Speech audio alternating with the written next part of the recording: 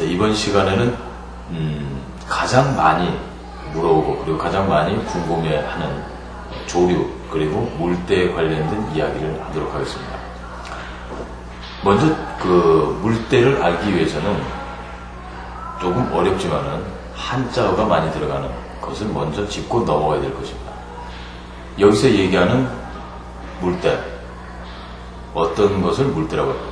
흔히들 낚시를 하러 갈 적에 가장 많이 사용하는 게 한물, 두물 해서 사리, 조금씩의 이 산술적인 개념을 가지고 물때를 계산을 하고 그리고 그것으로 낚시를 하고 있습니다. 하지만 여기서 알고 넘어가야 될 것이 어떤 것이냐. 흔히 물때에서 보게 되면은 간조라는 것이 있고 만조라는 것이 있습니다. 그럼 이것은 어떻게 해서 생기는 것이냐. 태양과 그리고 지구 이렇게 태양, 지구, 달 이렇게 일직선상에 놓여져 있을 적에 생기는 현상으로서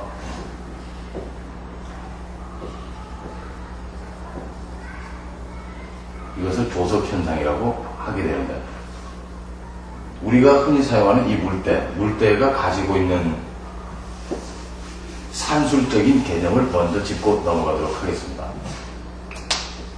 여기서 이야기하는 산술적인 개념은 바로 시간 단위로 어떻게 바다가 변하는가 하는 것을 먼저 알아야 된다는 것입니다.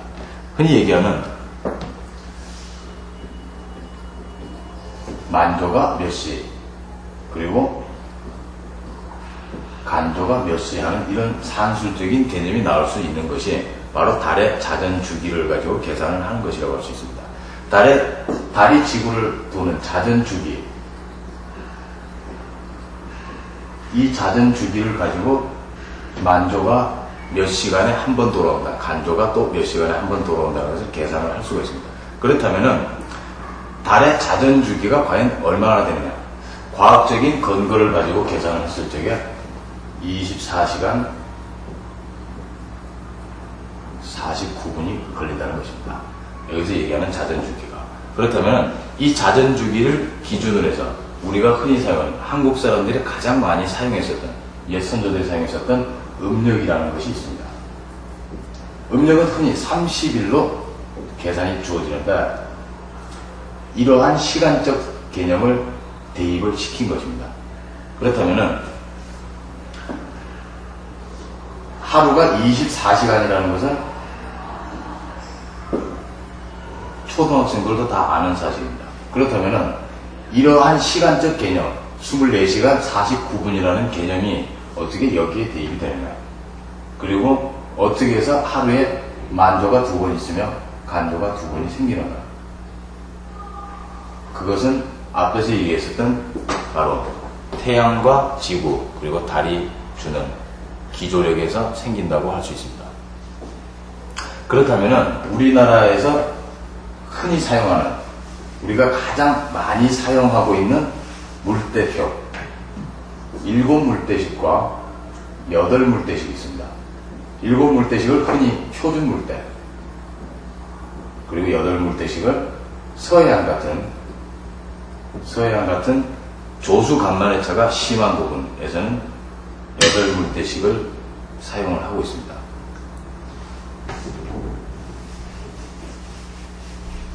그렇다면은 우리가 사용하고 있는 이 물때표에 보게 되면 흔히 연물이라는 산술적인 개념이 먼저 들어갑니다. 그리고 먼저 날짜가 들어갑니다. 그리고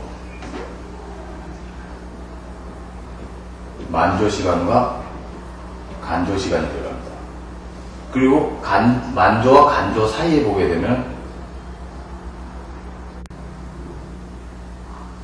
이러한 것이 있다는 것을 인터넷을 통해서 보신 분들은 다 아실 겁니다. 이게 무엇이냐? 흔히 얘기하는 만조가 10시 40분이다 라고 계산했을 적에 만조 때 이런 산술적인 수치가 들어가고, 그리고 간조대가 뭐 예를 들었을 적에 여기도 역시 10시 40분이라고 계산을 했을 적에 여기에는 이러한 수치가 들어갑니다. 그러면은 낚시할 적에 가장 많이 사용되고 있는 것 중에 하나가 이러한 시간적인 개념보다는 이러한 고조를 먼저 알고 낚시를 하시는 것이 그만큼 유리하다는 것입니다. 앞에서 이야기했었던 반유동 낚시를 하게 되면 가장 중요하게 여기지는 것이 바로 이러한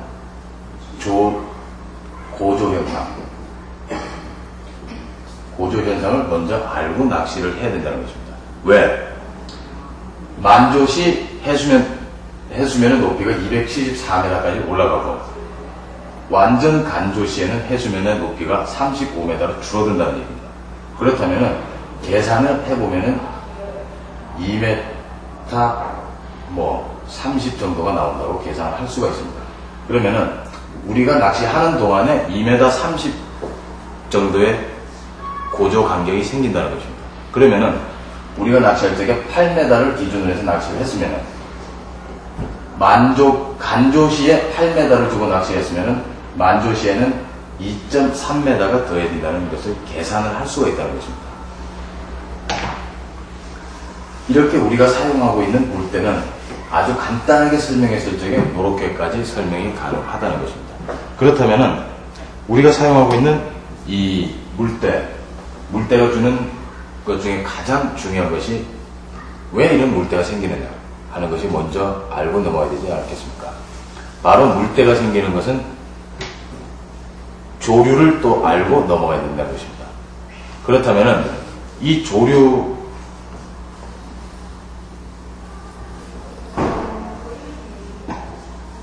우리나라 같은 경우에 어떠한 조류가 있는지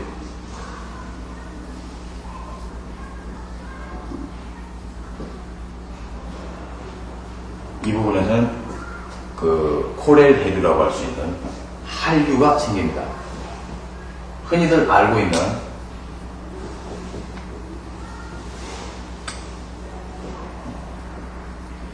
쿠로쇼 해류, 이거는 난류라고 할 수 있습니다.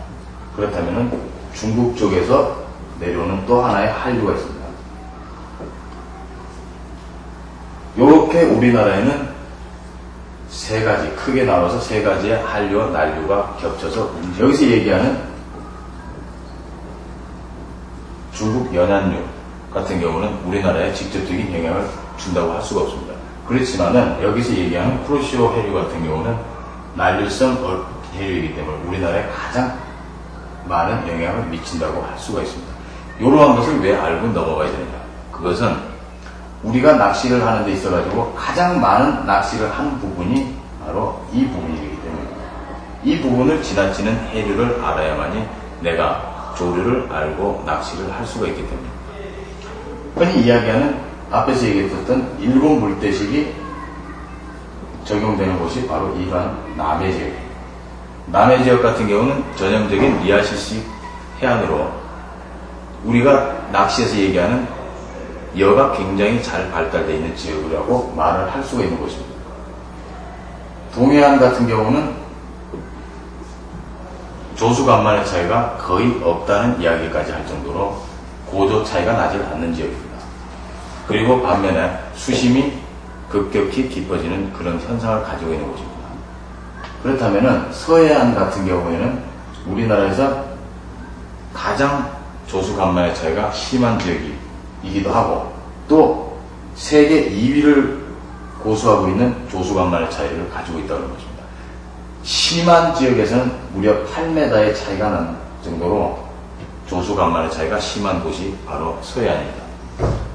자, 여기서 얘기했었던 이런 조류, 그리고 왜 조류를 알고 물대를 알아야 하는가? 여기서 얘기하는 일본 물대식 같은 경우에는 1일과 15일이 사리가 되는 거. 이건 어느 정도 낚시를 하시게 되면 다 깨우치게 됩니다. 이게 기본으로 적용이 되고 있기 때문에 아마도 그거를 계산을 하고 있어야 됩니다. 여기서 얘기하는 1일과 15일은 당연히 음력을 사용한다는 것이죠. 자, 그렇다면 조류는 또 어떠한 종류가 있느냐? 흔히 얘기하는 뭐 창조류도 있을 것이고, 그리고 뭐 거기에 대해서는 낙조류도 있을 것이고. 하지만 그러한 것들을 다 이해를 한다는 것은 조금은 무리가 있다고 생각이 듭니다. 왜? 낚시를 하시면서 하나씩 하나씩 깨우쳐 나가야 되는 것이 바로 이 조류라는 것입니다. 왜 바다를 입체 영화로 표시를 하는지. 저 같은 경우에는 이 바다를 입체 영화라고 이야기를 하고 있습니다.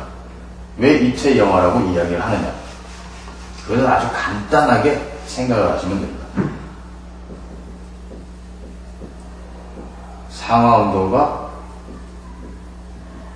좌우 운동이 동시에 일어나는 것이 바로 바다이기 때문에 이것은 입체 영화나 마찬가지라고 이야기를 할 수가 있는 것입니다.